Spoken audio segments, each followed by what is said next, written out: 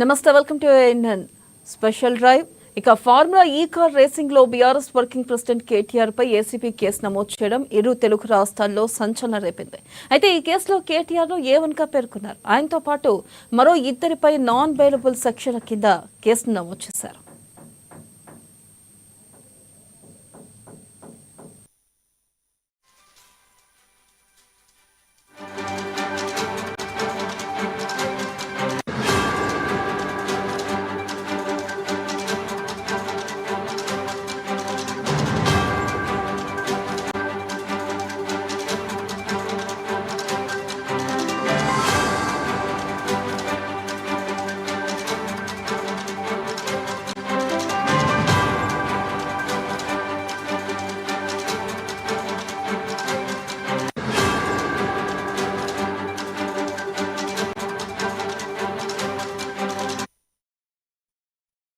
Formula ఈ car race ను BRS ప్రభుత్వం నిర్వహించింది. ఈ కార్ రేస్ లో చోటు చేసుకున్న అవినీతిపై రేవంత్ ప్రభుత్వం దృష్టి పెట్టింది. ఈ కేసుకు సంబంధించి బీఆర్ఎస్ వర్కింగ్ ప్రెసిడెంట్ మాజీ మంత్రి కేటీఆర్ కు నోటీసులు కూడా ఇచ్చింది.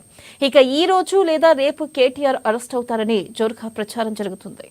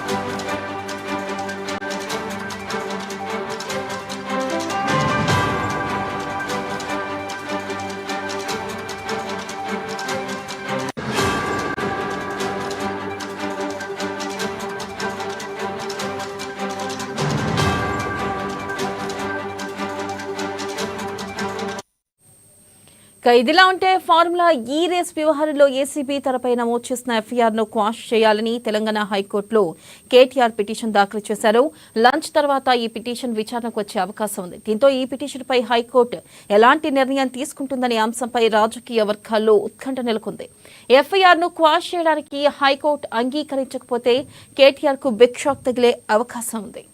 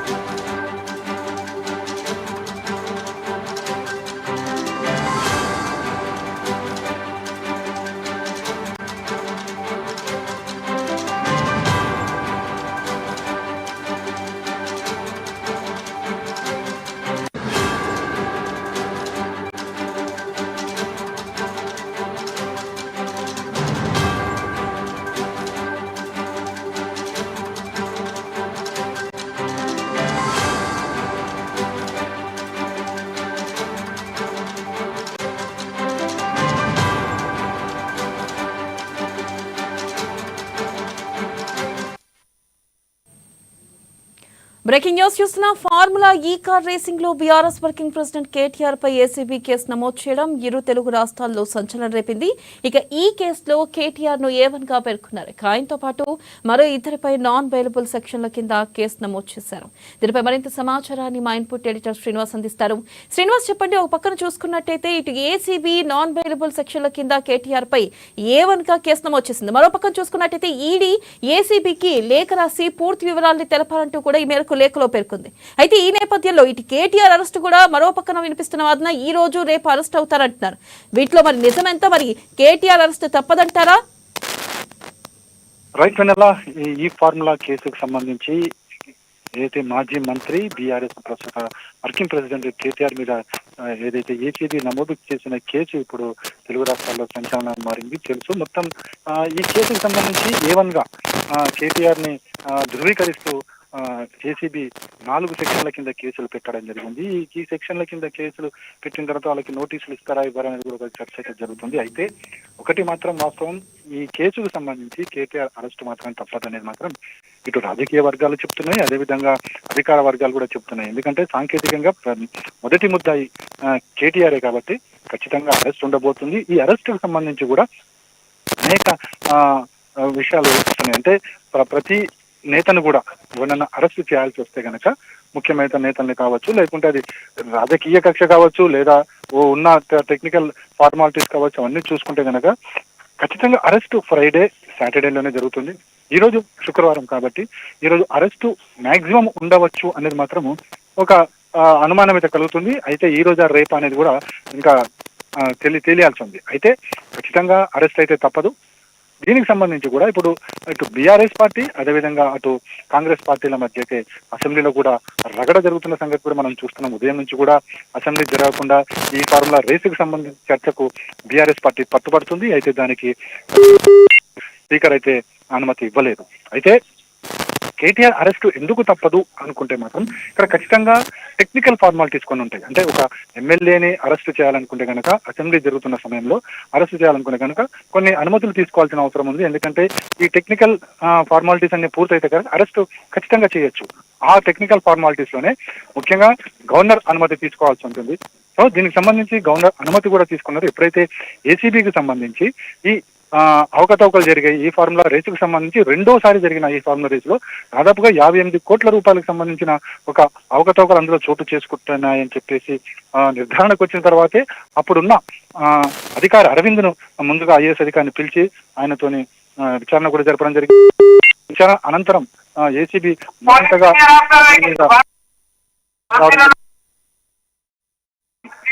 ఏదైతే ఇండియాలో అప్పుడు అధికారిగా బిఎల్ఎన్ రెడ్డికి సంబంధించి కూడా పూర్తి సమాచారం జరిగింది. సో ఈ వివరాలన్నీ సేకరించిన తర్వాతనే ఏసీబీ అధికారులు విచారణ జరిపిన తర్వాత మనకి చీఫ్ సెక్రటరీకి సంబంధించి ఒక లేఖ రాయడం జరిగింది. ఈ లేఖ అనంతరము చీఫ్ సెక్రటరీ కూడా గవర్నర్ కు లేఖ రాశారు. ఈ గవర్నర్ పర్మిషన్ కూడా తీసుకోవడం జరిగింది. గవర్నర్ పర్మిషన్ తీసుకున్న తర్వాత ఈ అంశాన్నంతా కూడా కేబినెట్ లో సీరియస్ గా చర్చించారు. ఏదైతే మొన్న జరిగిన కేబినెట్ సంబంధించి కేబినెట్ లో గంట పాటు దీని మీదనే చర్చ జరిగింది. ఏదైతే ఈ ఫార్ములా రేసుకు సంబంధించి ఏం జరిగింది అనే దాని మీద పూర్తి స్థాయిలో విచారణ కేబినెట్ చర్చించిన తర్వాతనే అరెస్ట్ చేయక తప్పదు అనే పరిస్థితి మాత్రం రావడం జరిగింది. సో ఏసీబీ కూడా ముఖ్యమంత్రి రేవంత్ రెడ్డి అనుమతినిచ్చారని చెప్పేసి కూడా తెలుస్తుంది. అయితే ఇవన్నీ కూడా టెక్నికల్ గా అంటే ఎవరి పని వారు చేసుకోవాలి అనే ఏదైతే ఈ ఫార్ములా ఉందో దాని మీదనే ఇదంతా జరుగుతుందని చెప్తున్నప్పుడు కూడా రాజకీయ కోణం కూడా దీని మీద ఉంది ఖచ్చితంగా. అయితే అరెస్ట్ మాత్రం ఖచ్చితంగా ఉండబోతుంది. అది ఈ రోజా రేపా అనేది కూడా చూడాలి. అయితే ఇప్పుడున్న సమాచారం ప్రకారం అయితే ఈ రోజు సాయంత్రం వరకు అరెస్ట్ అయ్యే అవకాశం ఉంది, లేదా ముందుగా నోటీసులు అందిస్తారు. నోటీసులు అందించిన తర్వాత రేపు విచారణకు వచ్చిన తర్వాత విచారణలో పలు ప్రశ్నలు వేసిన తర్వాత అరెస్ట్ చేస్తారు అని చెప్పేసి కూడా తెలుస్తుంది. అయితే చూడాలి. ఇక మరోవైపు చూసుకుంటే కనుక ఏదైతే మనీ లాండరింగ్ కేసుకు సంబంధించి దేశంలో ఏ మూలనైనా సరే, ఏ వ్యక్తి మీద అయినా సరే ఈ మనీ లాండరింగ్ సంబంధించిన కేసు నమోదైతే కనుక ఖచ్చితంగా ఈడీ ఎంటర్ అవుతుంది. ఇప్పుడున్న పరిస్థితుల్లో తెలుగు రాష్ట్రాలకు సంబంధించి మనం చూస్తున్నాము. గతంలో లిక్కర్ స్కామ్ కేసుకు సంబంధించి కవిత, కేటీఆర్ సోదరి కవిత మీద కూడా ఇలాంటి ఆరోపణలే రావడం జరిగింది. ఆ తర్వాత ఈడీ ఎంటర్ కావడం జరిగింది. ఇప్పుడున్న పరిస్థితుల్లో కూడా ఈడీ ఖచ్చితంగా ఎంటర్ కాబోతుందా నిన్నే మనం చెప్పుకున్నాము. ఈరోజు ఉదయమే ఈడీ ఏసీబీకి కూడా లేఖ రాయడం జరిగింది. ఏసీబీకి లేఖ రాసి ఈ ఫార్ములా కేసుకు సంబంధించి పూర్తి వివరాలు తెప్పించుకోవడం జరిగింది. ఎక్కడ ట్రాన్సాక్షన్స్ ఏ విధంగా జరిగాయి, ఎవరి మధ్య జరిగాయి, అదేవిధంగా ఎప్పుడెప్పుడు జరిగాయి, అసలు ఈ ఫార్ములా కేసుకు సంబంధించి ఎవరెవరు ఇన్వాల్వ్మెంట్ ఉందని అనుమానం ఉంది. సో ఇవన్నీ కూడా తెప్పించుకోవడం జరిగింది. ఇవన్నీ తెప్పించుకున్న తర్వాత ఈడీ కూడా ఖచ్చితంగా రంగంలో దిగే అవకాశం లేకపోలేదు. ఎందుకంటే ఎప్పుడైతే మనీ లాండరింగ్ జరుగుతుందో అక్కడ ఈడీ ఖచ్చితంగా వస్తారు. సో ఇప్పుడున్న పరిస్థితుల్లో ఏసీబీ విచారణ చేపడుతున్న సమయంలో కూడా ఈడీ ఎంటర్ కావచ్చు. ఎంటర్ అయ్యి కోర్టు పర్మిషన్ తీసుకుని కేటీఆర్ని తీసుకోవచ్చు. సో వన్స్ ఈడీ ఎంటర్ అయిన తర్వాత ఇంకా విచారణ మరింతగా వేగవంతం చేయాలి, మరిన్ని సాక్ష్యాలను ఇంకా కనుగొనాలి. దీని వెనక ఇంకెవరు ఉన్నారు కుట్రదారులని తెలుసుకోవాలనుకుంటే కనుక ఖచ్చితంగా ఈడీ కూడా సిబిఐకి లేఖ రాసే అవకాశాలు ఉన్నాయి. సిబిఐ కూడా ఇన్వెస్టిగేషన్ చేసే ఛాన్సెస్ ఉన్నాయి. సో మొత్తానికి చూసుకుంటే కనుక మనకి లిక్కర్ స్కామ్ కేసులో ఏ విధంగా అయితే కవితను అరెస్ట్ చేయబడిందో ఇప్పుడు కేటీఆర్ వ్యవహారంలో కూడా అదే జరగబోతుందని మాత్రం రాజకీయ వర్గాలు చెప్తున్నాయి, అదేవిధంగా న్యాయ నిపుణులు కూడా చెప్తున్నారు. వన్స్ ఒకసారి ఈ కేసులో కనుక కేటీఆర్ అరెస్ట్ అయితే విచారణ ఎదుర్కొంటున్న సమయంలో ఖచ్చితంగా ఈడీ ఎంటర్ అవుతుంది. ఈడీ ఎంటర్ అయిన తర్వాత దీనికి సంబంధించి ఢిల్లీకి పిలిపించుకోవడం జరుగుతుంది. ఈ కేసుకు సంబంధించి వన్స్ ఒకసారి ఢిల్లీలోకి వెళ్ళిన తర్వాత అక్కడ కేసుకు సంబంధించి నిర్ధారణ జరిగినా లేకుంటే ప్రధాన ముద్దాయిగా ఆయన మీద వస్తున్న ఆరోపణలు వాస్తవం అని తేలినా ఖచ్చితంగా జైలుకి అంటే తీహార్ జైలుకి వెళ్లే ఛాన్సెస్ కూడా ఎక్కువగా కనిపిస్తున్నాయి. వన్స్ ఒక తీహార్ జైలుకి వెళ్ళిన తర్వాత సిబిఐ విచారణ కూడా ఉంటుంది ఖచ్చితంగా. సో ఇప్పుడున్న పరిధుల్లో మాత్రం ఖచ్చితంగా కేటీఆర్ ఇరుక్కోబోతున్నారు. ఈ చట్ట పరిధిలోనే కేటీఆర్ ఏవైతే ఈ ఫార్ములా రేసుకు సంబంధించి ఖచ్చితంగా ఆరోపణలు ఎదుర్కొంటున్నారు. ఖచ్చితంగా దీని మీద అరెస్ట్ జరగబోతుంది. అరెస్ట్ ఈ రోజా రేపు అనేది చూడాలి. మరోవైపు చూసుకుంటే కనుక ఇక రాజకీయ పరంగా చూసుకుంటే మనకి ఇటు కాంగ్రెస్ పార్టీ బీఆర్ఎస్ పార్టీ మధ్య అయితే ఒక నగడైతే చోటు చేసుకుంది. అసెంబ్లీలో ఉదయం నుంచి చూస్తున్నాము ఏ విధంగా అసెంబ్లీ జరగకుండా అడ్డుకోవడం జరిగిందో. మరోవైపు చూసుకుంటే కనుక కాంగ్రెస్ పార్టీ ఆరోపణలు చేస్తుంది. ఏదైతే కేటీఆర్ అరెస్ట్ తర్వాత రాష్ట్రం అంతా కూడా ధమాకాండ చేస్తామని చెప్పేసి బీఆర్ఎస్ ప్రయత్నాలు చేస్తుంది. ఎక్కడెక్కడ దాడులు నిర్వహిస్తామని చెప్పేసి ప్రయత్నాలు చేస్తుంది. ఆ ప్రయత్నం ఖచ్చితంగా అడ్డుకుని తీరుతామని చెప్పేసి కూడా ప్రభుత్వ పరంగా చెప్తున్నారు. అదేవిధంగా తమకు అలాంటి అవసరం లేదు, ఎట్టి పరిస్థితుల్లో కూడా తాము ఇలాంటి నిరసనల దాడులకు చేసేది ప్రసక్తే లేదు. ఖచ్చితంగా అరెస్ట్ చేస్తే కనుక తాను అరెస్ట్ అవుతానని చెప్పేసి కూడా నిన్న కేటీఆర్ మాట్లాడుతూ చెప్పడం జరిగింది. సో అరెస్ట్ సందర్భంగా తాను ఏ విధమైన బెయిల్కి అప్లై చేయను, ఖచ్చితంగా ఏదైతే టెక్నికల్ గా తాను బయటికి రావాలో ఆ విధంగా బయటకు వస్తానని చెప్పేసి కూడా మరో కేటీఆర్ కూడా చెప్పడం జరిగింది. మొత్తానికైతే ఈ ఫార్ములా రేస్ ఏదైతే కేసు ఉందో కేసు ఖచ్చితంగా A1 గా కేటీఆర్ మీద 4 సెక్షన్ల కింద కేసులు పెట్టడం జరిగింది. A2 గా మనకి అరవింద్ IAS మీద కేసు పెట్టడం జరిగింది. అదేవిధంగా PLN రెడ్డి HMDL అప్పుడు అధికారిగా పనిచేస్తున్న అధికారి మీద కూడా కేసు పెట్టడం జరిగింది. ఈ కేసులకు సంబంధించి ఇప్పటికే 2 అధికారుల విచారణ జరిగిపోయింది. ఇక కేటీఆర్ ని విచారించాల్సింది. కేటీఆర్ ని విచారించిన తర్వాత సంతృప్తి చెందితే బయటికి వదిలిపెడతారు, లేదంటే అరెస్టు తప్పదు అనేది మాత్రం ఇప్పుడు మొత్తం అధికారులు కావచ్చు రాజకీయ వర్గాలు కావచ్చు చెప్తున్నాయి. Right Srinivas, thank you.